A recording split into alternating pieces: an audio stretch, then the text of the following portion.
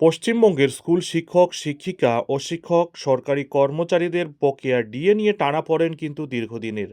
কর্মচারীদের দীর্ঘদিনের বকেয়া প্রাপ্য ডিএ বা ডিআরের জন্য পথের আন্দোলনের সাথে সাথে চলছে আইনি লড়াইও। এরই মধ্যে রাজ্যের হাজারো তালবাহানা সত্ত্বেও অবশেষে সুপ্রিম কোর্টের নির্দেশ অনুযায়ী এবারে বকেয়া মহার্ঘ ভাতা মেটাতে বাধ্য হয়েছে রাজ্য সরকার। তবে এরই মধ্যে রয়েছে ভয়ঙ্কর প্রতারণাও। নবান্নের তরফ থেকে বকেয়া মেটানো হয়েছে বলে দাবি করা হলেও আদতে যতটুকু বকেয়া মেটানোর কথা তার থেকে অনেক অংশে কম পরিমাণ টাকা তাদের দেওয়া হচ্ছে। তাছাড়া অনেকের অ্যাকাউন্টে এখনও কোনো এসএমএস অবধি ঢোকেনি। ফলে মারাত্মকভাবে ক্ষুব্ধ এই কর্মচারী মহল। তাই এবার রাজ্য সরকারের টনক নড়াতে একেবারে অভিনব এবং ভয়ঙ্কর পদক্ষেপ নেওয়ার হুঁশিয়ারি দিয়েছে কর্মচারীরা। এবার এরই প্রতিবাদে গত 12 এপ্রিল কর্মচারী সংগঠন সংগ্রামী যৌথ মঞ্চের ডাকে রাজ্য সরকারি কর্মচারীদের দীর্ঘদিনের বকেয়া এবং শূন্যপদে নিয়োগের দাবিতে কলকাতার হাজরা মোড়ে বড়সড় জমায়েত করা হলো। এই সংগঠনের দাবি 2016 থেকে 2019 সালের বকেয়া ডিএ মেটানোর প্রতিশ্রুতি দেওয়া হলেও এখনও পর্যন্ত সেই প্রতিশ্রুতি কিন্তু পূরণ হয়নি। ফলে কর্মচারীদের অনেকের মতে রাজ্য সরকার সুপ্রিম কোর্টের নির্দেশকেও বুড়ো আঙ্গুল দেখাচ্ছে। তাছাড়া অনেকেরই দাবি রাজ্য সরকার যে হিসাব দেখিয়েছে তা মূল পাওনার সঙ্গে মিলছে না বলেই দাবি কর্মচারীদের। গতকালের এই সমাবেশকে ঘিরে প্রথমে প্রশাসনের সঙ্গে মারাত্মক টানাপোড়েন তৈরি হয়েছিল। হাজরা মোড়ে জমায়েত, মিছিল এবং সভার অনুমতি চেয়ে আবেদন করা হলেও পুলিশ তা কিন্তু খারিজ করে দেয়।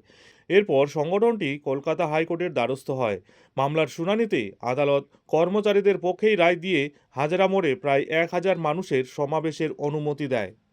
তারপর অবশেষে কলকাতা হাইকোর্টের নির্দেশের পরেই কর্মচারীরা নির্ধারিত সময়সূচি অনুযায়ী জমায়েত করেন এবং নিজেদের দাবি জোরালোভাবে তুলে ধরেন।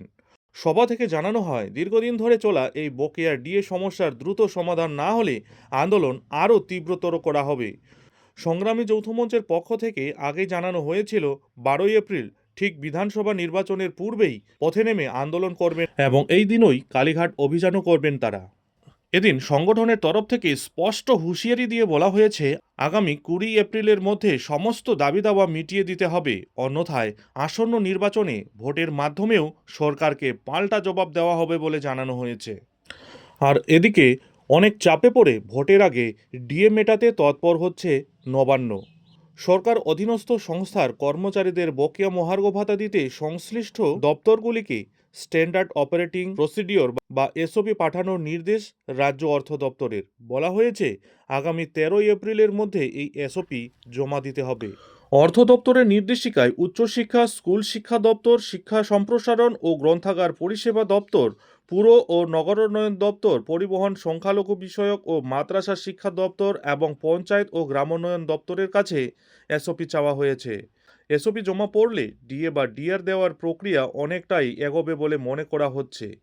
উল্লেখ্য, বকেয়া ডিএ মেটাতে আগেই অর্থ দপ্তরের সংশ্লিষ্ট দপ্তরগুলিকে প্রয়োজনীয় তথ্য জমা দেওয়ার নির্দেশ দিয়েছিল। এবার স্ট্যান্ডার্ড অপারেটিং প্রসিডিওর পাঠাতে বলা হয়েছে। শনিবার অর্থ দপ্তরের নির্দেশিকায় স্পষ্ট বলা হয়েছে 13 এপ্রিলের মধ্যে এই বিষয়ে বিস্তারিত রিপোর্ট জমা দিতে হবে। শুধু তাই নয়, পারিবারিক পেনশনভোগীদের বকেয়া ডিএ এবং ডিআর মেটাতেও উদ্যোগী নবান্ন। জানা যাচ্ছে principal account general, Paschimbanga treasury building, Kolkata থেকে ইতিমধ্যে এই সংক্রান্ত বিজ্ঞপ্তি জারি করা হয়েছে। পেনশনভোগীদের ব্যাংক অ্যাকাউন্টে বকেয়ার টাকা সরাসরি প্রদানে বিশেষ ডিজিটাল ব্যবস্থার মাধ্যমে কাজ শুরু হয়েছে বলেও জানা যাচ্ছে। সুপ্রিম কোর্টের নির্দেশের পরেও যারা 1 এপ্রিল বকেয়া টাকা পাননি তাদের জন্য শীঘ্রই ভালো খবর আসতে পারে বলে মনে করা হচ্ছে। এবার কথা হলো, সেই ভালো খবর কবে পাওয়া যাবে? আদৌ কি ভালো খবর আসবে, নাকি ভালো খবর করতে করতে বিধানসভা নির্বাচন পার করার কৌশল করছেন রাজ্য সরকার? কারণ হাতে গোনা আর মাত্র কয়েকটা দিন পরেই আসন্ন বিধানসভা নির্বাচন।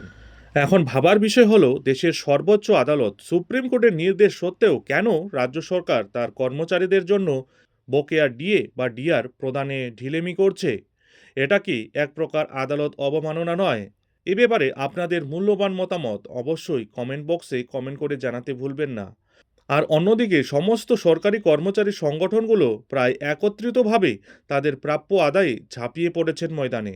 এমনকি ডেডলাইনও বেঁধে দেওয়া হয়েছে। এখন দেখার আদৌ কি এই ডেটের মধ্যে কর্মচারীদের ক্ষোভ মেটাতে সক্ষম হবেন মমতা সরকার, সেটাই হচ্ছে দেখার। নজর থাকবে সেদিকে। যাই হোক, এখন এখানেই শেষ করছি। এই ধরনের ডিএ সম্পর্কিত লেটেস্ট আপডেটের জন্য অবশ্যই চ্যানেলে চোখ রাখুন।